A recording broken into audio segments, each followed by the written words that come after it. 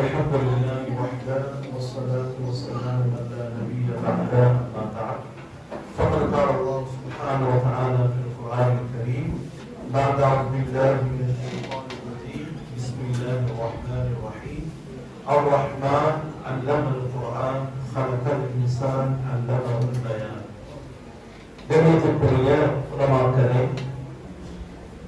நான் உலோம் அகாடமியை சிறப்பாக செய்து கொண்டிருக்கின்ற மாணவர்களே, நிர்வாக உறுப்பினர்களே, மஸ்ஜித் கௌரா பெரியப்பள்ளி நிர்வாகத்தின் கௌரவ தலைவர் சகோதரர் இஷான் அவர்களே மற்றும் தாய்மார்களே, சகோதரிகளே, அல்லாஹ்வுடைய அருள் உலகத்துல மனிதர்களுக்கு நேர்வழி காட்டுவதற்கு அல்லாஹ் அனுப்பிய குர்ஆனை கற்றுக் கொடுக்கக்கூடிய, சிறார்களுக்கு கற்றுக் கொடுக்கக்கூடிய ஒரு மதரசாவுடைய நிகழ்வில் தாய்மார்கள் சகோதரிகள் கலந்து கொண்டு இந்த பிள்ளைகளை உற்சாகப்படுத்த வேண்டும் என்ற நோக்கத்திலே இந்த இடத்தில் நாம் அனைவரும் ஒன்று சேர்ந்திருக்கிறோம்.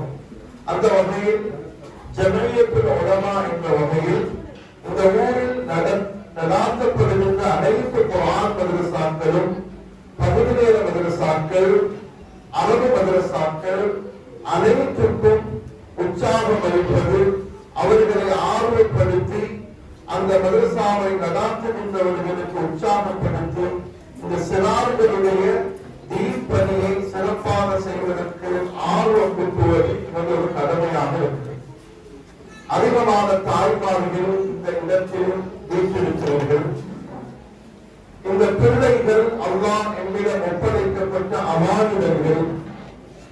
குறிப்பாக தாய்மார்கள் எந்த அளவு அல்லாஹ்வோடும் தீனோடும் தொடர்பாக இருக்கிறார்களோ அந்த அளவுக்கு தான் அவர்களிடம் வளர்கின்ற பிள்ளைகள் மார்க்கப்பட்டுள்ளவர்களாக, அல்லாஹ்வுடைய பயமுள்ளவர்களாக இருப்பார்கள். எனவேதான் அல்லாஹ் குர்ஆனிலே கூறுகிறான்,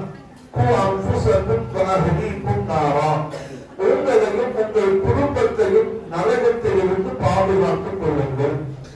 இந்த தீனுல் இஸ்லாம் வளருவதற்கு மிக முக்கிய காரணம் ரசூலுல்லாஹ்வுடைய அன்பு மனைவி ஹதீஜா ரலியல்லாஹு தஆலா அன்ஹா அவர்கள். அதுபோன்று இமாம் புகாரி ரஹ்மத்துல்லாஹி அவர்கள், இமாம் ஷாஃபி ரஹ்மத்துல்லாஹி அவர்கள், இது போன்ற இமாம்கள் உருவாகுவதற்கு காரணமாக இருந்தது அவர்களுடைய தாய்மார்கள்.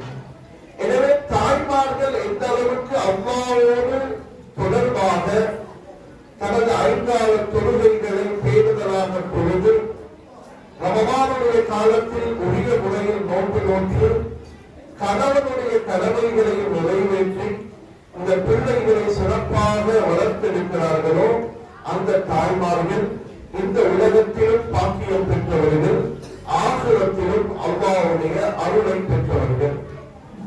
இன்று ஒரு தாய் நினைத்தால் ஒரு பிள்ளையை சிறந்த ஒரு நிலைக்கு உருவாக்கலாம். ஆனால் மிக கவலையான விடயம், இந்த தாய்மார்களில் அதிகமானவர்கள் தனக்கு கடமையான மார்க்க அறிவில் மிக அவசியமான விடயங்களில் கூட இந்த தாய்மார்கள் அறிந்திருக்காத காரணத்தினால் தனது பிள்ளைகளை முறையாக வழிநடத்த முடியாத ஒரு நிலை இருக்கிறது. எனவே கண்ணியமான இந்த சபையில இருக்கின்ற பெற்றோர்கள் தாய்மார்களுக்கு முக்கியமாக 3 விடயங்களை சொல்லி நான் இதை நிறைவு செய்யலாம் என்று நினைக்கிறேன். முதலாவது, உங்களோட பிள்ளைகள் உங்களிடம் ஒப்படைக்கப்பட்ட அமானிதம். எனவே உங்களுடைய பிள்ளையை நீங்க எப்படி வளர்த்திருக்கிறீங்க என்று நீங்க சோதிச்சு பார்க்கிறது உங்களோட கடமை. இப்ராஹிம் அலைஹிஸ்ஸலாம் அவங்க தன்னுடைய மகன் இஸ்மாயில நான் எப்படி வளர்த்திருக்கிறேன் என்று அவங்க அடிக்கடி சோதிச்சு பார்ப்பாங்க. எனவே உங்களோட பிள்ளை எப்படி வளருகிறான் என்பதை பரிசோதனை செய்வது, அதை டெஸ்ட் பண்ணி பார்க்கிறது உண்மையாப்பட கடமையாக இருக்கு. இன்னைக்கு சில நேரத்தில் எங்களுக்கு ஊர் உலகத்தில் நடக்கிறது எல்லாம் தெரியும், ஆனா எங்களை பிள்ளையை பற்றி தெரியாது. எனவே பிள்ளைகள் நம்மளோட அமானிதம். எனவே இந்த பிள்ளைகளுக்கு நீங்க முதலாவது செய்ய வேண்டியது துவா. எங்க அதிகமான தாய்மார்கள் இந்த விஷயத்துல மறந்து போவாங்க. எனவே நம்மளோட பிள்ளைகளுக்கு அதிகமாக துவா கேளுங்க. இந்த துவா நிச்சயம் அல்லாஹ்விடத்தில் ஏற்றுக்கொள்ளப்படும். எனவே முதலாவது அதிகமாக துஆ செய்யுங்க. இரண்டாவது விஷயம், உங்களோட பிள்ளைகளுக்கு நீங்க இறக்கமாக அன்பாக நடந்து போங்க. அதே நேரத்தில் மார்க்க விஷயங்கள்ல அந்த பிள்ளைகள் பிழை செய்யும் பொழுது முறையாக அந்த பிள்ளைகளை கண்டிங்க. உதாரணமாக ரசூல் ஸல்லல்லாஹு அலைஹி வஸல்லம் ஹதீஸ்ல சொல்றாங்க, 7 வயது ஆகுறதுக்கு முன்னாலே பிள்ளைகளுக்கு ஒழுக்கத்தை படிச்சு கொடுக்கிறது தாய் தந்தையுடைய கடமை. உம்மா வாப்பாவோட அறையிலையாக இருந்தாலும் அனுமதியோட தான் அந்த பிள்ளைகள் அந்த ரூமுக்கு வரும். 7 வயதானால் பிள்ளைகளை தொலை சொல்லும். அப்ப அந்த பிள்ளை உம்மா தொழுவுறத பார்க்கணும், தாத்தா தொழுவுறத பார்க்கணும், வாப்பா தொழுவுறத பார்க்கணும். நாங்க தொழுவது இல்லாட்டி அந்த பிள்ளைகளும் நல்ல பிள்ளைகளாக வரமாட்டாங்க. உம்மா குர்ஆன் ஓதுறத பிள்ளை பார்க்கணும், உம்மா நல்லது பேசுறத பிள்ளை கேட்கணும், உம்மாவுடைய நல்ல அகலாக பிள்ளை பார்க்கணும். அப்பதான் பிள்ளைகள் நல்ல பிள்ளைகளாக வளர வாய்ப்பு இருக்குது. எனவே இரண்டாவது விஷயம், உங்களோட முஹப்பத்தை அன்பை உங்களோட பிள்ளைகளுக்கு காட்டணும். மூணாவது விஷயம் என்னன்னா, முன்மாதிரியானவர்களாக நாம மாறணும். உரிய நேரத்தில் எங்களுக்கு தெரியும், இன்றைக்கு நாட்டில் அதிகமான மழை காரணமாக, வெள்ளம் காரணமாக, மண் சரிவு காரணமாக அதிகமான மக்கள் பாதிக்கப்பட்டுள்ளார்கள். சில குடும்பம் அப்படியே இல்லாம போயிட்ட ஒரு சோதனையான ஒரு காலகட்டத்தில் நாங்கள் வாழ்ந்து கொண்டிருக்கிறோம். இவ்வாறான நிலை இன்றைக்கு நாட்டில் பல பாகங்கள்ல இன்னும் தன்னை வீட்டுக்கு போகாத குடும்பங்கள் இருக்கு. இன்னும் அடுத்தவங்க தனக்கு உணவு தருவதற்கு எதிர்பார்த்து கொண்டு பல மக்கள் இந்த இடத்துல வாழ்ந்து கொண்டிருக்கிறார்.